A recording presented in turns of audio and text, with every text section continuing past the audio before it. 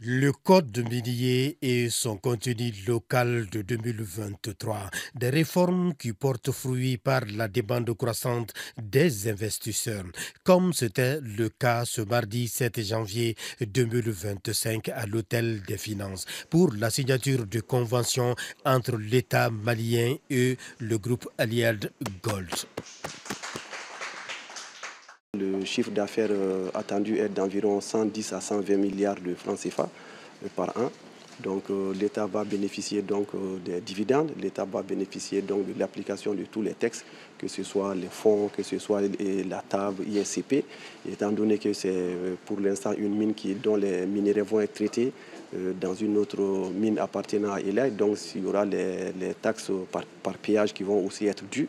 Donc c'est pour dire que le nouveau code que nous venons de mettre en place est un code non seulement qui va permettre à l'État d'assurer le financement en tout cas des besoins de la population à travers ce secteur qui est un secteur crucial aujourd'hui, mais également c'est un code qui va permettre également aux sociétés de pouvoir venir investir tranquillement en toute sécurité. Cette signature de convention est la concrétisation de l'exploitation d'une mine d'or. Elle aura un chiffre d'affaires de 120 milliards par an.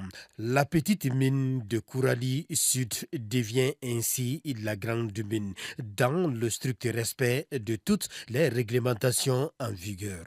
Au-delà du fait que l'État prend 35% des actions, il est important de rappeler que cette nouvelle mine, justement qui exploite donc de l'oxydé, cet oxydé va être transporté au niveau donc, de la mine de Sadiola pour être traité.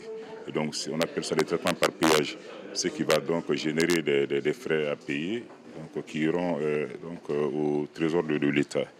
Et en attendant donc que Sadiola commence donc à exploiter son jugement de sulfure, c'est-à-dire en profondeur, justement donc ce travail donc de traitement va se faire au niveau donc de cette mine à partir de la mine de Kourali Sud.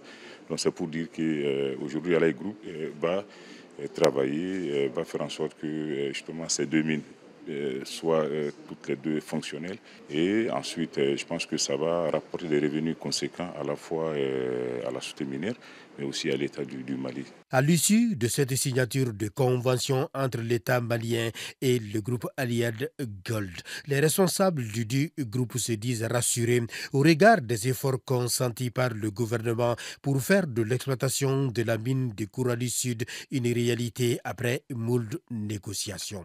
Nous sommes rassurés de tout l'effort que l'État a eu à fournir depuis la fermeture des négociations jusqu'à aujourd'hui. Aujourd'hui, avec l'extension de ce permis de petite mine en grande mine, c'est un signal fort. Et vu l'énorme investissement qu'il va falloir faire sur l'usine de Sadiola, qu'on a déjà commencé, plus de 500 et quelques millions de dollars, le permis de Kourali va permettre à la mine, n'est-ce pas, de pouvoir supporter ce temps de transition de construction. Et cette mine d'or est située dans la région de Caille, avec un permis d'exploitation qui s'étend sur 5 ans pour la première phase.